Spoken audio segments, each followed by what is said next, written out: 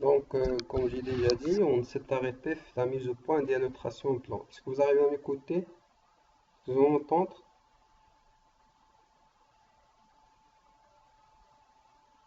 Très bien. Donc, on s'est arrêté sur la mise au point des illustrations plan. وقلنا في le tracé en plan, en fait, كاينين soi-disant quatre choses à faire. Donc, c'est de choisir le biais de l'ouvrage, la courbure de l'ouvrage et sa longueur, ainsi que l'implantation des appuis dans la brèche. Ça veut dire, dans la brèche, on va en quelque sorte décomposer l'ouvrage en un ensemble de travail. Donc, le premier point, c'est en fait l'adaptation du billet. Pourquoi on parle de l'adaptation déjà du billet? C'est en fait déjà on a une route qui va franchir un obstacle. Donc, la route qui va franchir un obstacle, il va le franchir par le biais d'un pont. Ça veut dire بأنه déjà كتكون une intersection. Qui dit intersection, qu'il y a un angle entre l'axe ديال le franchissement, l'axe ديال l'obstacle et l'axe ديال la route. Donc, had long, ça s'appelle en fait ce qu'on appelle le biais géométrique, donc, dont on a parlé les définitions. Donc, on a un biais géométrique. Donc, il faut adapter le biais géométrique, le biais de l'ouvrage.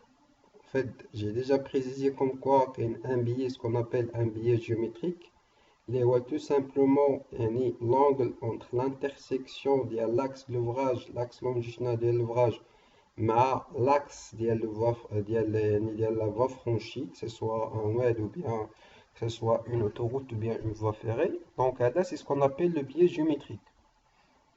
وعاد en fait ce qu'on appelle le biais mécanique. Le biais mécanique, c'est en fait يعني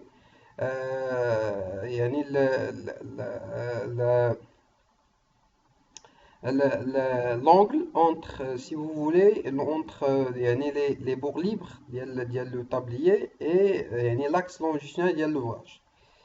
soit كيكون عندنا un ouvrage اللي هو billet. Dans ce cas, كيكون un angle inférieur à 90 degrés entre le bord libre ou l'axe de l'ouvrage. Sinon, كيكون un angle اللي هو droit, ce qu'on appelle un pont droit. Donc, l'angle كتكون بيناتهم plus que 90 degrés. Plutôt, c'est 90 degrés. Donc, dans ce cas, on dit que l'ouvrage il est droit. Donc, comment adapter le biais? On a dit qu'il a un biais modéré, ça veut dire il y a de l'intersection. Je regarde l'angle entre l'intersection.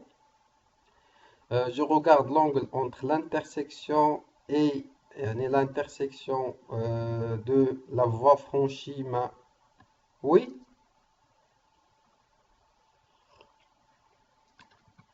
Ah oui, j'ai oublié de la partager, malheureusement.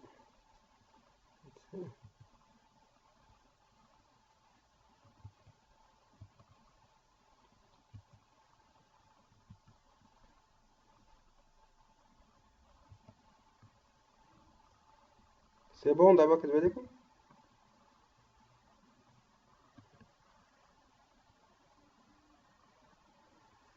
Ok, donc pour le point de l'adaptation de levier, on a deux cas.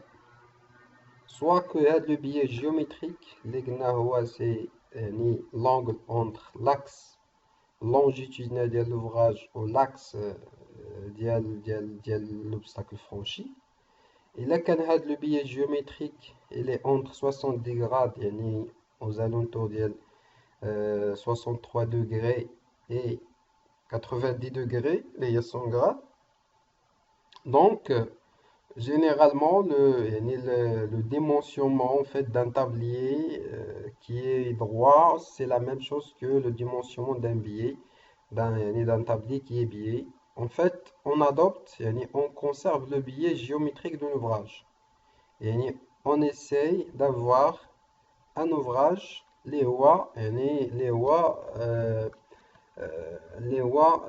parallèles, ou plutôt le même angle entre, entre les bords libres مع l'axe longitudinal ديال l'ouvrage et l'obstacle franchi. Donc là qui coule le même biais, donc on fait rien. Donc c'est ce que j'ai expliqué la dernière fois. C'est en fait يعني كيكون عندنا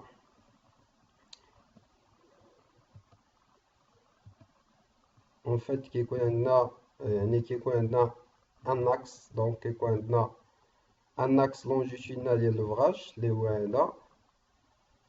عندنا un billet, donc un axe ou كيكون عندي par exemple un obstacle franchi اللي هو l'axe ديالو هو هذا. Donc là par exemple c'est l'axe ديالو. Et on dirait par exemple بأن les limites ديالو par exemple c'est ici par exemple. هادوما les limites ديالو. Donc là et une autre limite de l'autre côté. Donc là par exemple ça c'est l'obstacle franchi. Donc là c'est l'obstacle franchi. وهنايا c'est en fait l'ouvrage. Donc lorsque had l'angle il est un angle qui est un angle qui est entre 63 degrés et 90 degrés. Donc là, on conserve les mêmes, on conserve le même tracé que, on conserve le même billet que celui d'il y a le franchissement. Donc ça veut dire qu'on va projeter en fait un ouvrage qui va passer, qui sera parallèle,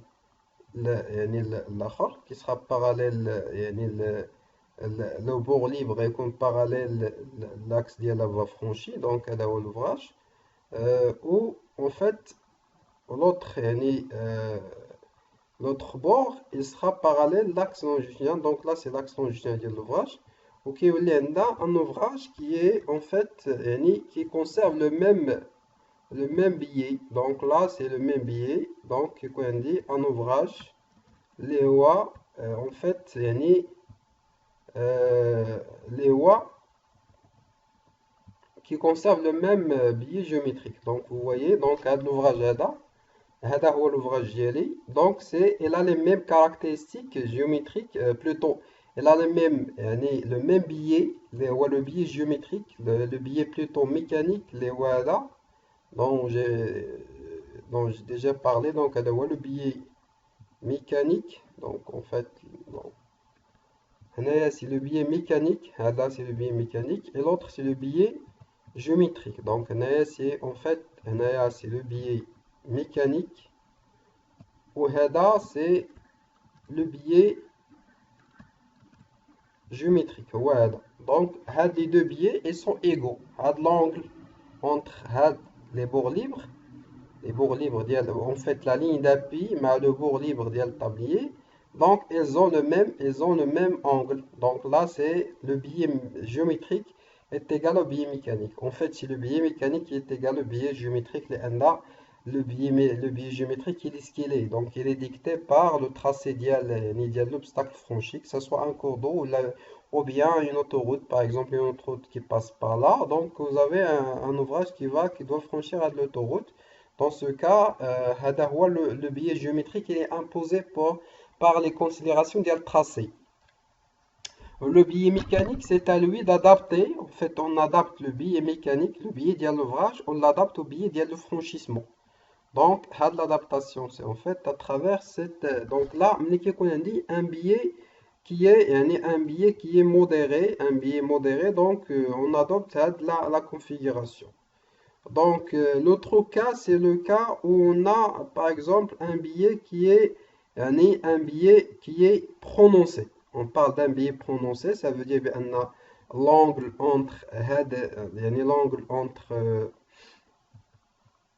entre en fait l'axe franchi l'axe longitudinal de l'ouvrage, elle est très prononcée. Ça veut dire que l'angle il est inférieur en fait à 70 grades. Donc c'est le cas. Donc là si vous avez un billet important, inférieur à 310 à 30 degrés. Donc là, ce qu'on va en fait, faire le cas, qu'est-ce qu'on va faire en fait? Donc, on a un billet. Donc là, c'est le deuxième cas. On a un billet qui est très prononcé.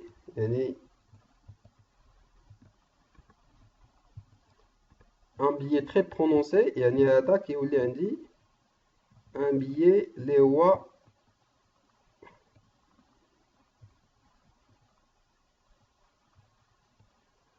C'est un billet qui est très très prononcé. Donc là, c'est très très prononcé. Là, le billet ديالنا. Donc là, par exemple, vous avez, c'est surtout le cas, ça se pose, par exemple, là, où nous avons un problème un problème d'emprise. Par exemple, le cas une voie ferrée, les quatre cônes, par exemple, ou des agglomérations. Là, c'est un billet qui est très très prononcé, c'est l'angle du billet. Dans ce cas, donc si on adopte le même billet, techniquement, c'est possible, rien n'empêche techniquement. Sauf que, d'un point de vue exécution, d'un point de vue fonctionnement mécanique, il peut se produire un problème, un problème technique. Donc là, c'est l'axe longitudinal de l'ouvrage. Donc, c'est l'axe longitudinal de l'ouvrage. Donc, on a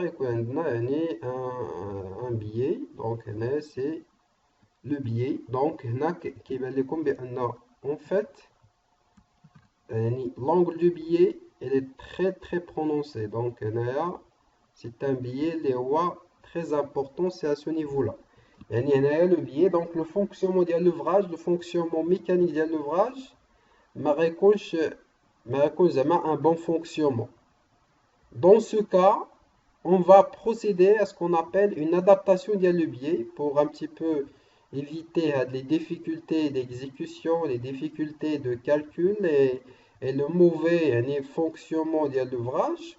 En fait, on va procéder à l'adaptation de billet. Pour adapter le billet, nous avons deux choses qu'on peut faire.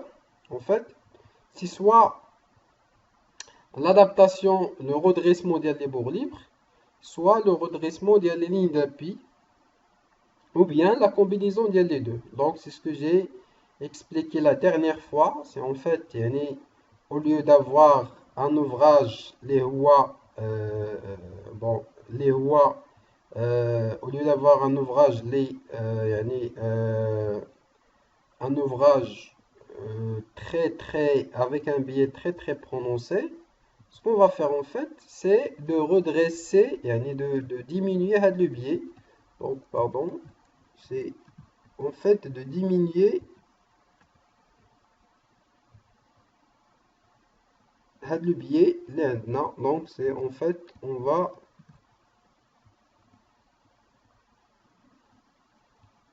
diminuer le billet. Et pour diminuer le billet, donc, on a en fait la solution.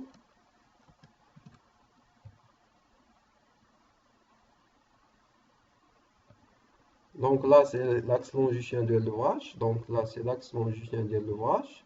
Donc pour redresser le billet, ce qu'on va faire en fait, bon, pardon,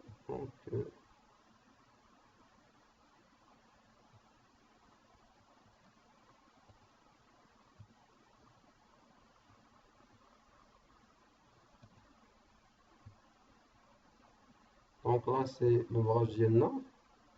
Donc par exemple, bon.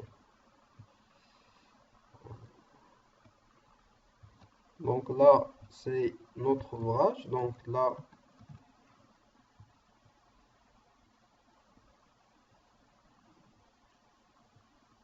nous avons l'ouvrage. Donc là, en fait, c'est l'ouvrage avec le billet.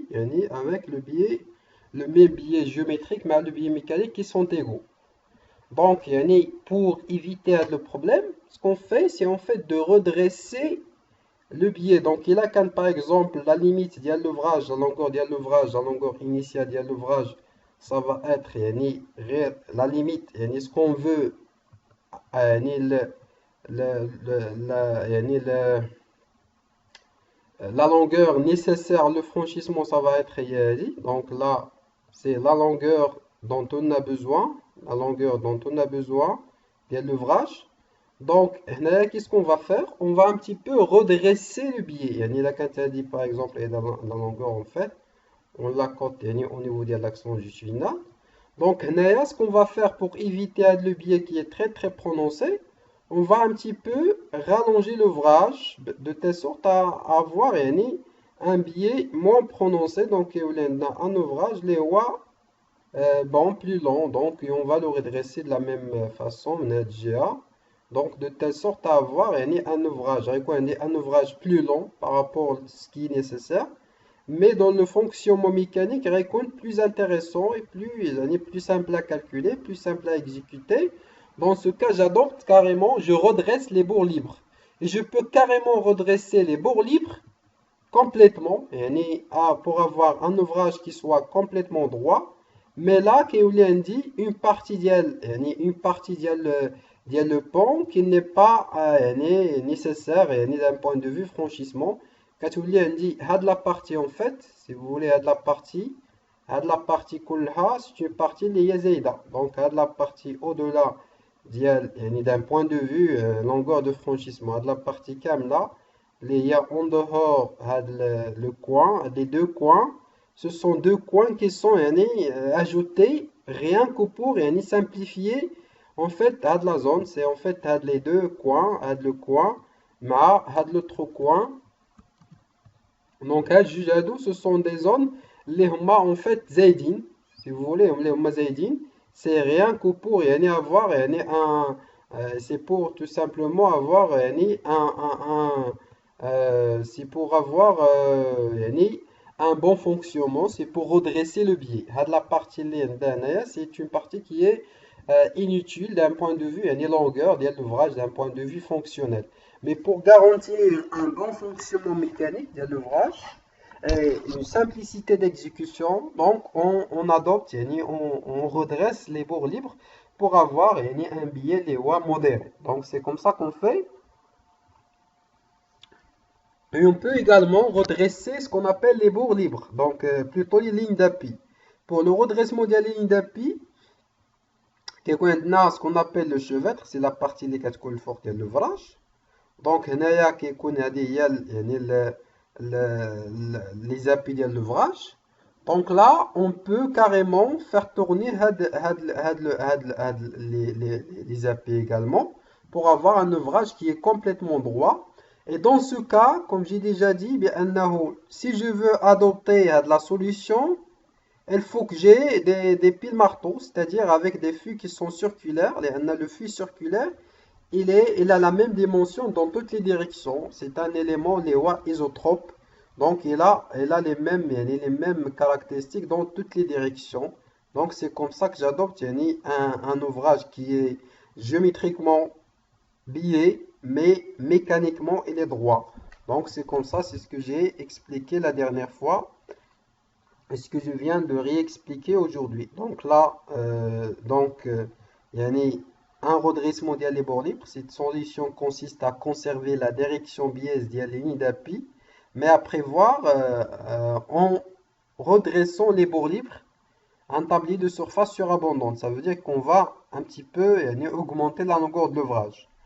La deuxième, donc dans ce cas, le biais géométrique est plus faible que celui du franchissement. Le biais plutôt mécanique, bon, il est plus faible que celui du franchissement. Ou bien, donc, il a qu'un ouvrage un peu long, donc là, le redressement de bord libre, ça devient l'ouvrage devient plus long. Et cette solution, elle est plutôt adaptée les franchissements qui sont courts. La longueur du pont, lorsque la longueur du pont est courte. Donc là, ou bien on peut redresser les lignes d'appui. C'est dans le cas des ouvrages plus longs. On cherche à redresser le biais. Donc le franchissement est effectué par un ouvrage droit appuyé sur des piles marteaux, c'est-à-dire les piles en forme de marteau. Donc, qu'est-ce que le chevêtre? avec bien évidemment des piles en forme circulaire. Donc, au Lixa, le chevêtre elle peut être orienté selon perpendiculairement l'axe de l'ouvrage, mais là, le fût lui, il est insensible à l'orientation. Toujours sa largeur, c'est la même. Donc là, c'est comme ça qu'on fait le redressement des lignes d'appui. Donc là, c'est un exemple d'un pont avec un billet important dans lequel un billet géométrique qui est important, là où le billet géométrique, mais qui est droit. Donc on rajoute un petit peu l'ouvrage, on le rallonge et on adopte également des piles qui sont qui sont plutôt un chevêtre qui est perpendiculaire à l'axe longitudinal de l'ouvrage. D'abord, c'est un ouvrage, c'est un franchissement qui est lié géométriquement mais droit mécaniquement. Donc, pour son fonctionnement mécanique, il est considéré comme droit et il permet d'adopter un biais géométrique, c'est-à-dire un franchissement qui est adapté le biais géométrique imposé par le tracé de la route. Lorsqu'on a un dédoublement, en fait, lorsqu'on a un dédoublement, le biais global, le franchissement, surtout lorsqu'on a deux ouvrages, c'est en fait le biais, c'est-à-dire entre la ligne, la ligne idéale, c'est l'angle entre la ligne ديال les appuis, donc l'axe longitudinal de l'ouvrage. Le biais, donc les ouvrages, ils sont décalés en plan. Donc, en fait, lorsqu'on a un dédoublement, imaginez avec moi un ouvrage double qui va assurer le franchissement d'une voie qui est bidirectionnelle, plutôt unidirectionnelle. Donc, là, c'est le premier ouvrage, il y a un sens, et là, c'est le deuxième ouvrage de l'autre sens. Donc, là, en fait, le biais, l'axe longitudinal de la route. Donc, c'est l'axe longitudinal de la route. Si on adopte la configuration, donc en fait, les appuis la ligne d'appui, les appuis des ouvrages, par exemple, même si on adopte une pile marteau, donc une pile marteau qui est circulaire, donc là, par exemple, on adopte donc on adopte les piles comme ça. Dans ce cas, vous voyez bien la ligne d'appui, donc la ligne d'appui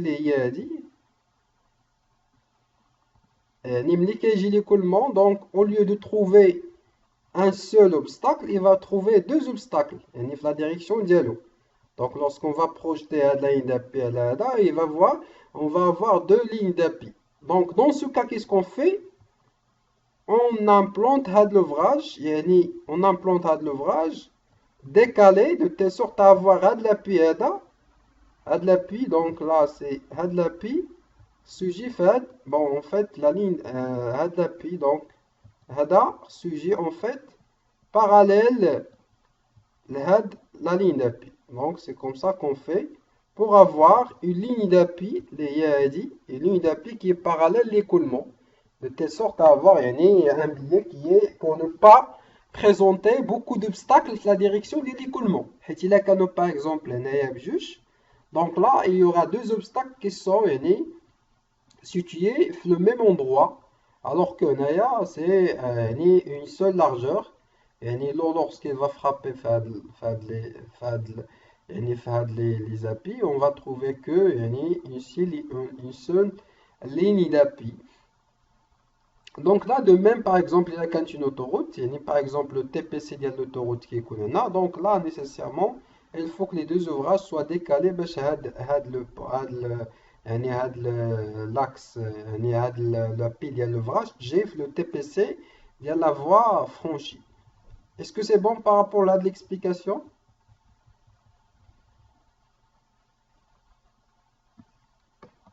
C'est bon, très bien.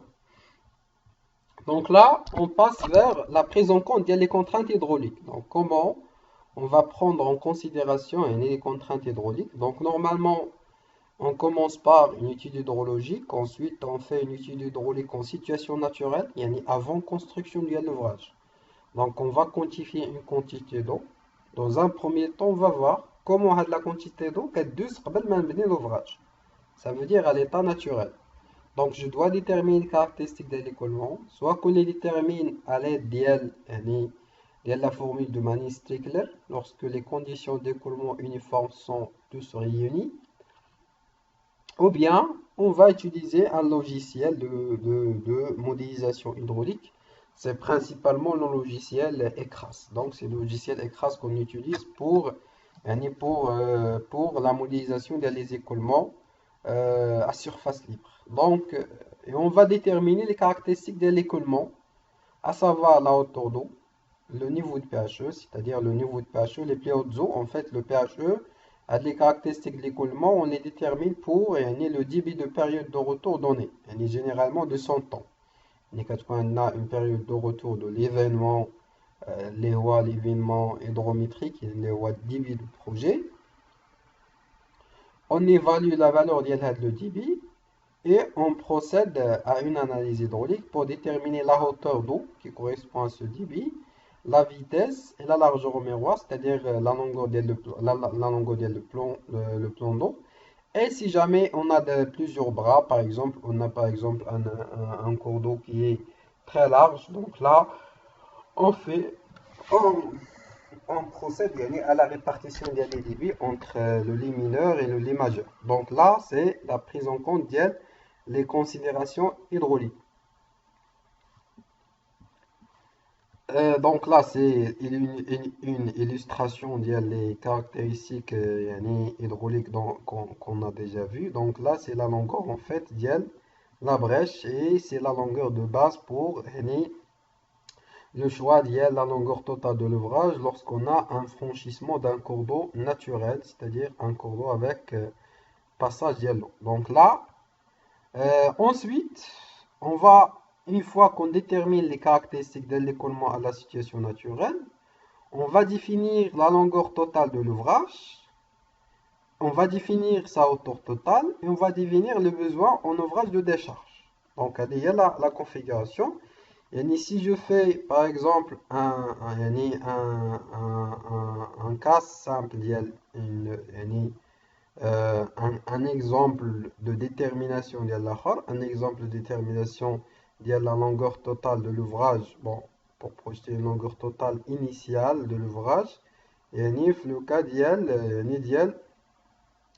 lorsqu'on est un franchissement d'un cours d'eau naturel, par exemple, je prends de la configuration, donc là, c'est une configuration d'un cours d'eau, par exemple. Là, c'est une configuration d'un cours d'eau.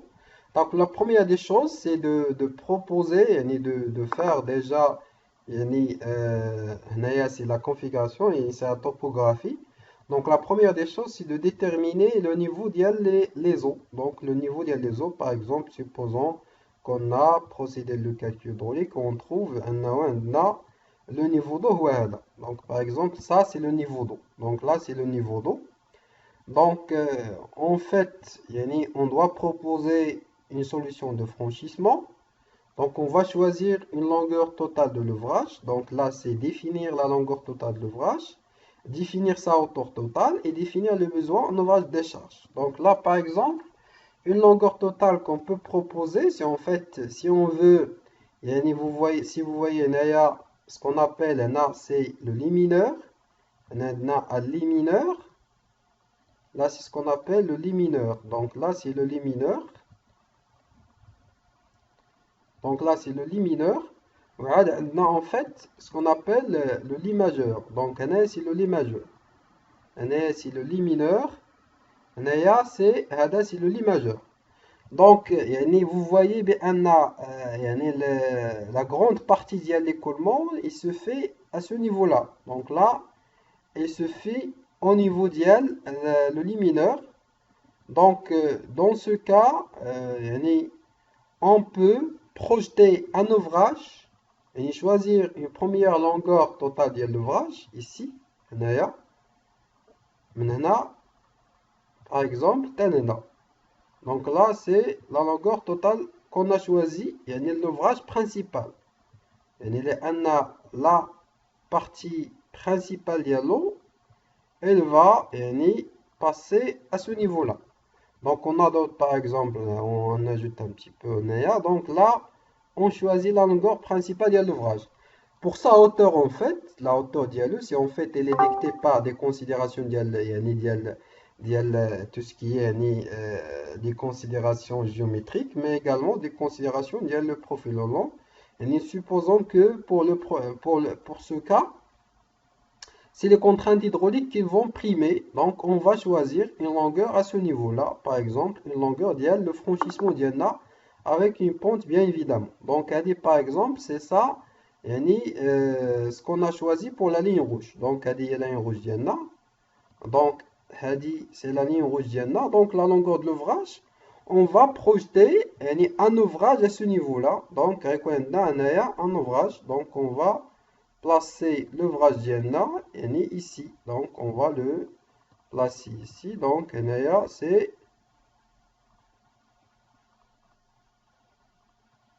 bon, l'ouvrage d'ILNA. L'ouvrage principal.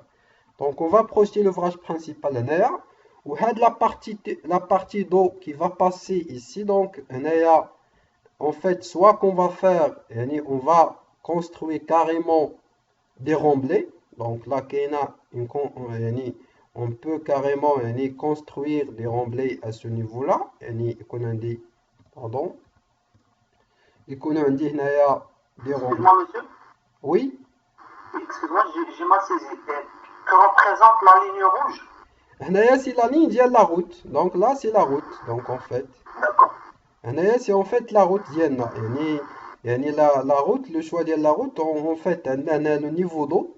Donc on rajoute ce qu'on appelle une revanche à ce niveau-là, on rajoute une certaine revanche pour un petit peu permettre le passage ديال les cours flottants. OK. Donc là c'est le niveau d'eau. Est-ce que vous arrivez à suivre? Donc là c'est le niveau d'eau. C'est le niveau d'eau. On réserve une certaine revanche de 1 mètre à 1 mètre 50. C'est ce qu'on appelle la revanche. Donc, c'est généralement de 1 mètre 1 à 1 mètre 50 de la revanche. C'est pour réserver le passage des cours flottants. C'est en fait ce que j'ai dit. C'est en fait le niveau de PHE. C'est le PHE en fait. C'est le niveau de PHE. Donc c'est le niveau de PHE. Et c'est en fait la ligne rouge qu'on a choisie. Donc c'est la ligne rouge qu'on a choisie. Donc c'est la route. La ligne rouge. La ligne rouge. On l'appelle la ligne rouge ou bien route. La route. OK. Donc, le profil, donc c'est comme ça qu'on choisit le profil en présence de l'eau, en présence d'un ouvrage d'eau. Là, on a choisi la longueur principale. C'est en fait l'ouvrage principal. C'est l'ouvrage principal. Et ouais, c'est en fait l'ouvrage principal. C'est l'ouvrage principal.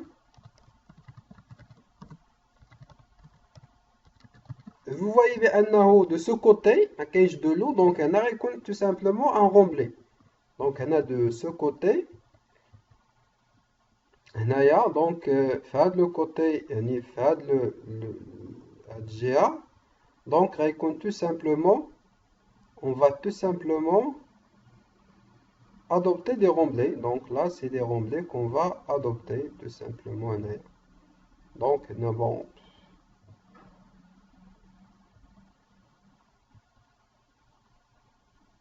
Ça va être tout simplement bon, un remblai ici. Donc, c'est un remblai. Et quoi, un remblai en fait. Donc, un remblai. Donc, on va adopter un remblai. Mais, bon, de l'autre côté, il faut de ce côté, on va adopter le remblai. Un passage dialogue. Par contre, il y a un passage dialogue. Donc, qu'est-ce que je vais faire en fait? C'est, il a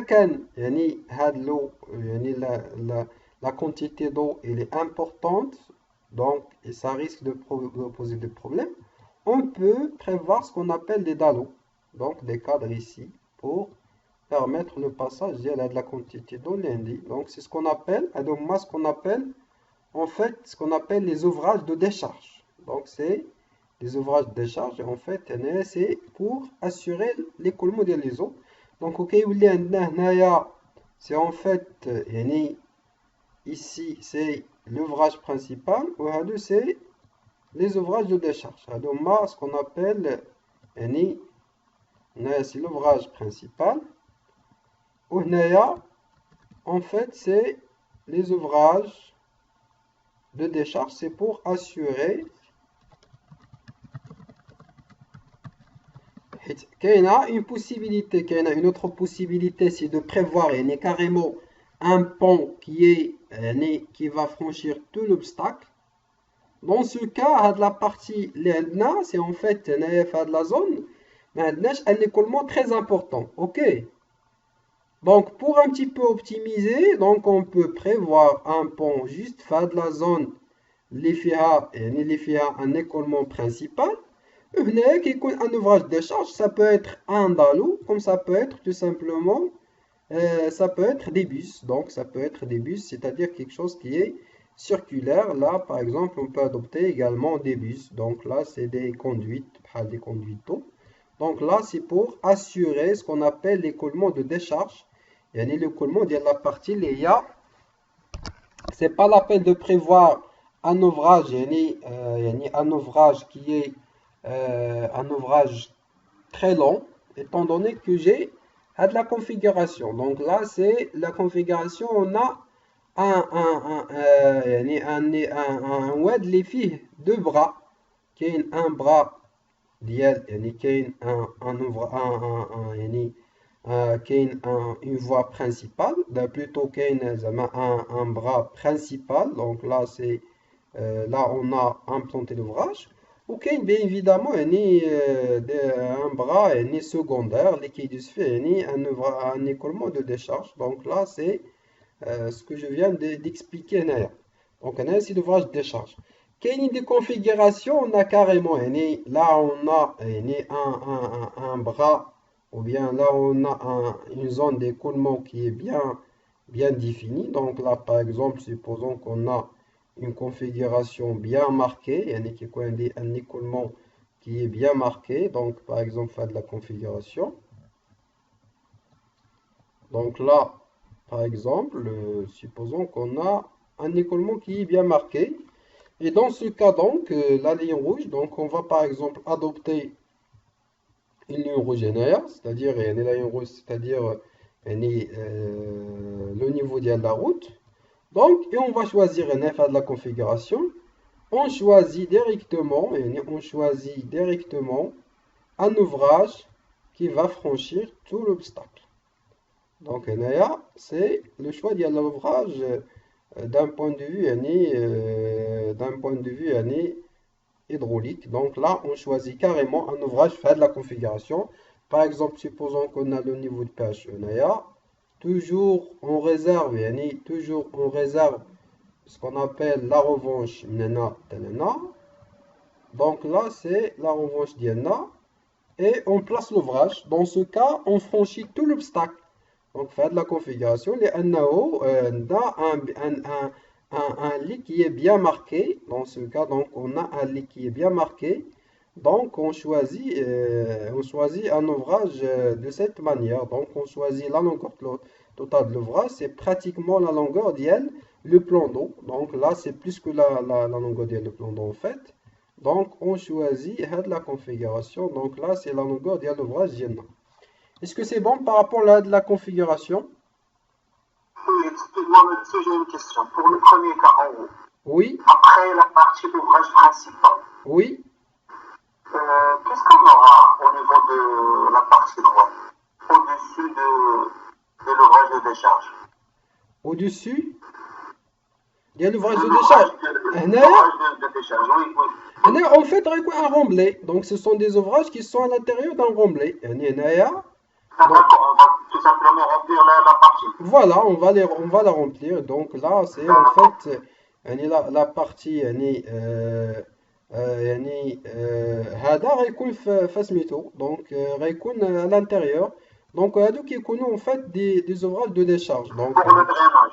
pour le drainage en fait si vous voulez donc هنايا c'est des يعني des هنا غيكون vous voyez donc غيكون un remblai en fait. هنا غيكون un remblai و à l'intérieur ديالو غيبانوا لنا les ouvrages de décharge ديالنا. OK. Donc, à l'intérieur de le remblai, les ouvrages de décharge qui sont bien évidemment vides. Donc, qui sont vides à l'intérieur. Donc, c'est des bus, en fait, c'est des bus ou bien c'est des bus, c'est des dallos. Donc, si vous voulez, donc, c'est des bus ou bien des dallos. Est-ce que c'est bon?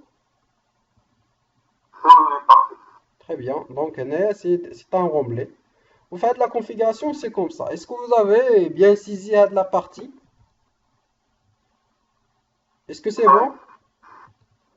Si quelqu'un a une question par rapport à le point, il peut la poser avant de passer à autre chose.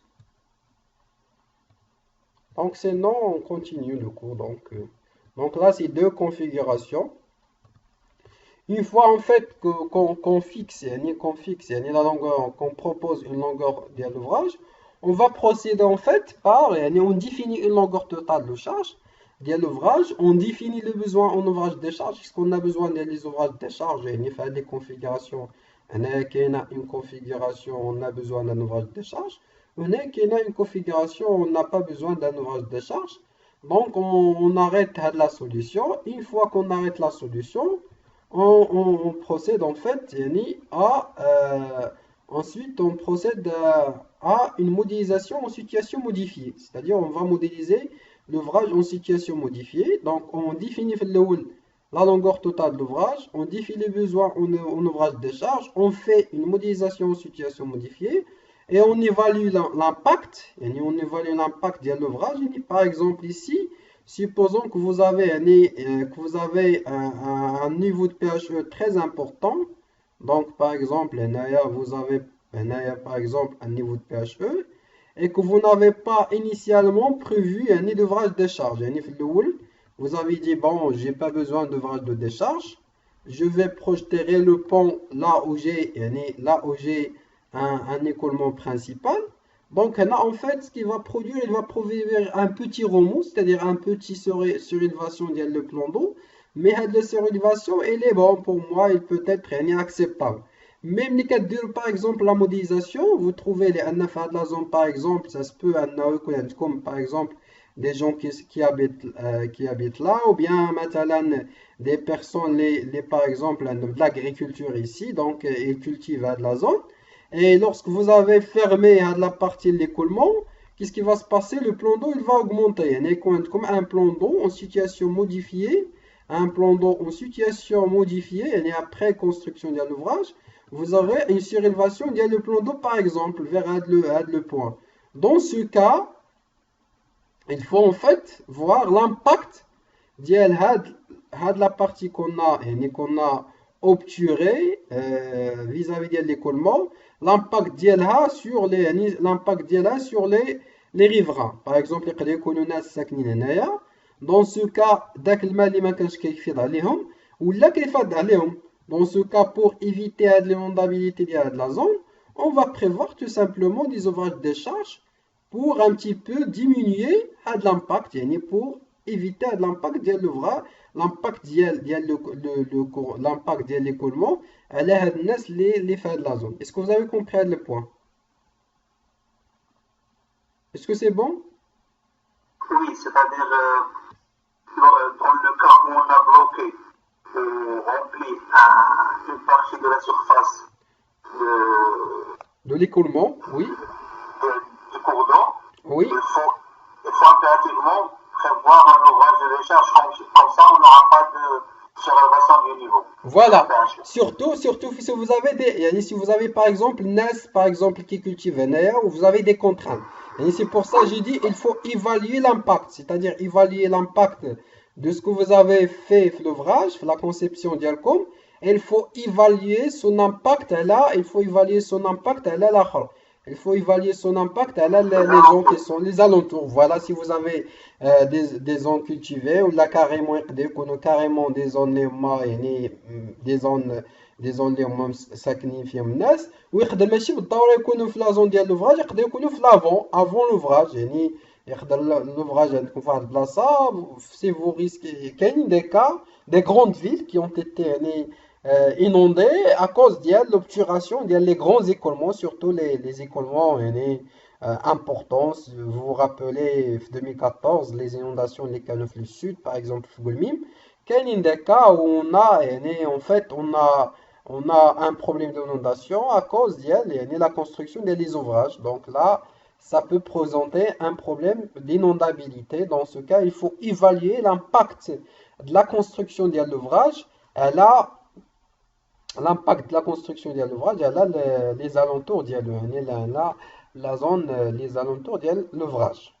Donc, pour faire de l'évaluation, en fait, oui, Dans le cas, par exemple, si on n'a pas de bien, il n'y a pas de maison, il n'y a pas de parcelle agricole, oui, aux alentours, il faut quand même prévoir les alentours parce qu'on ne sait pas qu'est-ce que ça peut engendrer au niveau de l'orage. justement, d'abord, au niveau de l'ouvrage, en fait, quels les alentours, mais il faut également évaluer les vitesses. Par exemple, les vitesses aux alentours de l'ouvrage, folliculé.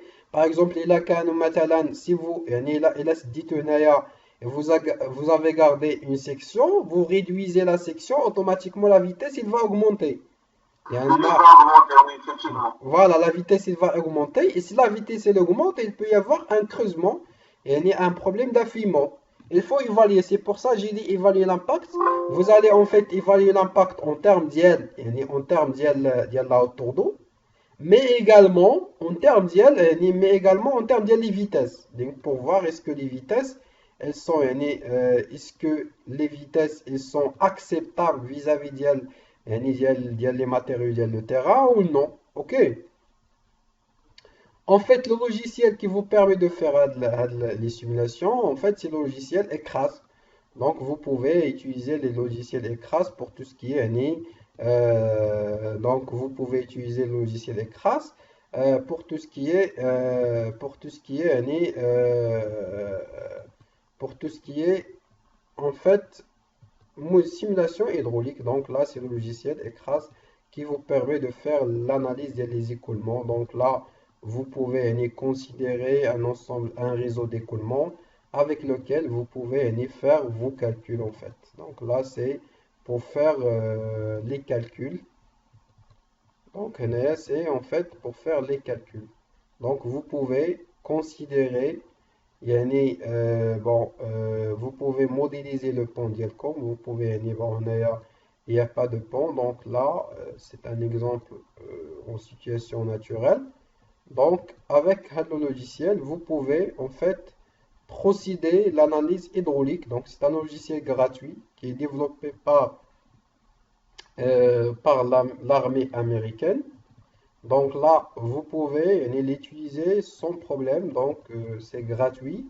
Et ça vous permet de faire la modélisation en situation naturelle, avant construction de l'ouvrage. Donc on a par exemple, j'ai un projet, il est fait par exemple un ouvrage avec des ouvrages de décharge. Par exemple, c'est le Oued Dra. Par exemple, vous avez un cours d'eau, les Ouad très très large. Vous voyez, un cours d'eau, un bras principal. Et vous avez ici un cours d'eau qui fait 1 kilomètre quelques. Donc, bon, qui fait pratiquement 1 kilomètre. Donc, vous avez un cours d'eau très très large. Vous ne pouvez pas construire un pont. Donc, ce qu'on peut faire en fait, c'est de prévoir un ouvrage. On a prévu en fait un ouvrage avec on a prévu un ouvrage avec des ouvrages de décharge tout simplement. Donc c'est ce qu'on a en fait prévu. Là, c'est en fait, on peut prévoir un ouvrage. Donc vous voyez là, vous avez c'est l'ouvrage principal et vous avez les ouvrages de décharge. Donc c'est l'ouvrage principal. Là, vous avez le remblai. Vous avez les ouvrages de décharge qu'on a prévus pour un petit peu, pour en quelque sorte minimiser l'impact de l'ouvrage l'aller riverain en fait et éviter les vitesses importantes. Est-ce que c'est bon? On a c'est le Oui, c'est logiciel la est partie prêt. en gris, c'est tout des remblais. Oui, c'est déroulé, on a c'est la partie de l'ouvrage. On a c'est les D'accord. appuis de l'ouvrage, on a c'est les pertuis, c'est-à-dire les dallos qu'on a rajouté pour un petit peu diminuer le plan d'eau. Est-ce que c'est bon? Donc, had le besoin. Excusez-moi, pour la partie remblai, Oui, est-ce que ça nécessite aussi des études ou... en fait, la partie en remblai, la partie en remblai, il faut mettre des sols qui sont insensibles à l'eau, étant donné que, là, par exemple, il y a l'eau. Il faut prévoir des protections. On va protéger, la route, quand on met des protections, il y a des enrochements de protection contre les effets de l'eau. Ok? Donc sinon, pour les vitesses, il y en a les vitesses, il y en a qui connaissent, il y a de la zone, les vitesses qui connaissera. Donc il n'y a pas vraiment beaucoup de problèmes de ravinement, il y a le sol et ainsi de suite. C'est tout simplement, il suffit de prévoir il y en a des enrochements, tout simplement. Ok. Donc là, c'est en fait, il y a la conception, le choix la structure, donc le choix la longueur totale de l'ouvrage avec le besoin en ouvrage de décharge. Donc là, c'est comme ça qu'on fait la prise en compte des contraintes hydrauliques dans un projet de pont. Donc, c'est pour tenir compte des considérations hydrauliques. Donc, ensuite,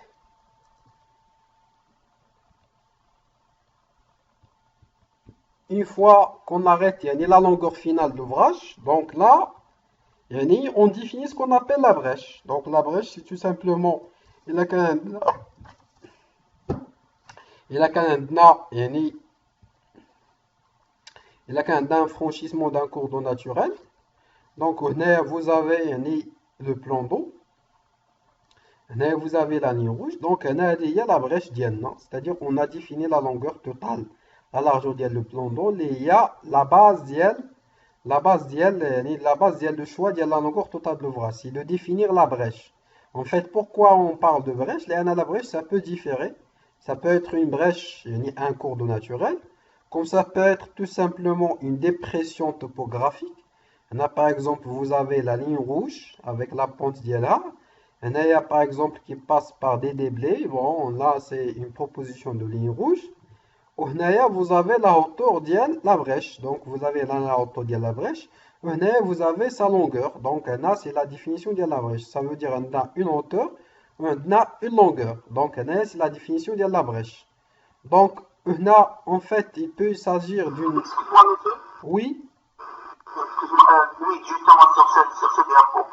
Pour cette partie, la ligne rouge est un petit peu en bas de la topographie où il y a les arbres de la maison. Est-ce oui. qu'on va déblayer toute cette partie? Bon, ça dépend. C'est une photo schématique. Sinon, là, quand par exemple, ça dépend de la configuration des terrains, ça dépend de la hauteur. Yak. Donc, en fait, c'est un compromis entre hauteur de l'ouvrage et sa longueur et la hauteur des remblais et des déblais. On peut déblayer au de la maison, par exemple. On va l'exproprier, par exemple. OK? D'accord. Donc là, ça dépend des contraintes de le tracé. Donc si jamais à de la maison, par exemple, on ne peut pas l'exproprier, ou bien la stabilité des terrains ne permet pas d'adopter de grands déblais, on va adopter carrément un ouvrage à ce niveau-là. OK?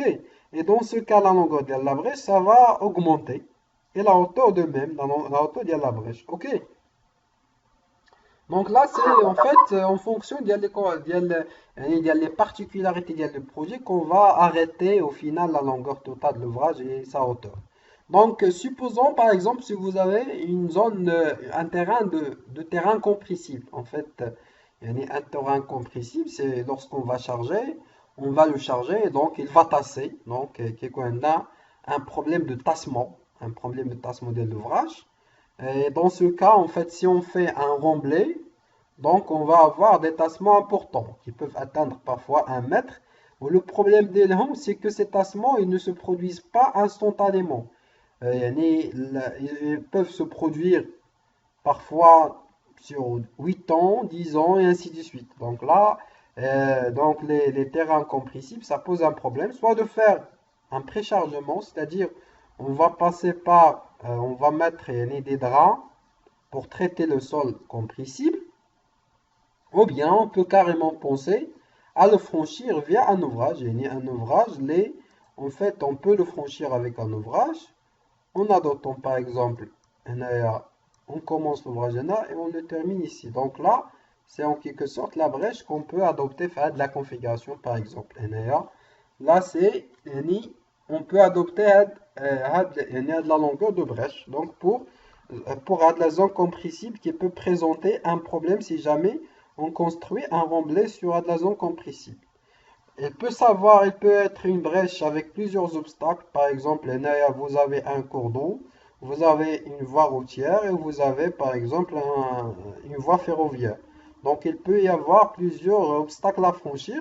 Et dans ce cas, la longueur de la brèche, ça va être la longueur totale qui va englober tous les obstacles. Donc là, il faut proposer un ouvrage avec une longueur totale de ce niveau. Et pour la hauteur totale d'Yellow, en fait, c'est par exemple pour le cours d'eau, il y a le niveau d'eau, donc on va ajouter par exemple 2,50 m. Mais si on rajouterait 2,50 m, il va se produire un problème d'IL, l'autoroute. Donc là, l'autoroute par exemple, ça nécessite 5 mètres. Par exemple, on va adopter le niveau. Mais en fait, lorsqu'on adopterait des 5 mètres pour la voie ferrée, donc ça peut ne pas être suffisant. Dans ce cas, on choisit la hauteur la plus contraignante vis-à-vis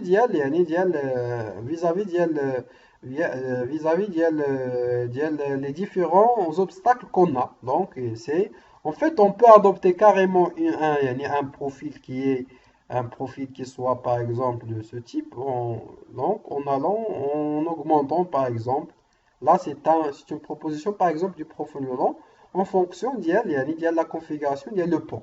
En tout cas, donc là, c'est une proposition. Donc il faut, en tout cas, l'essentiel, c'est d'analyser, en fait, d'analyser la configuration de la brèche, de tenir compte des différentes contraintes imposées par les différents obstacles et de proposer une solution de ligne rouge qui va répondre à toutes ces contraintes.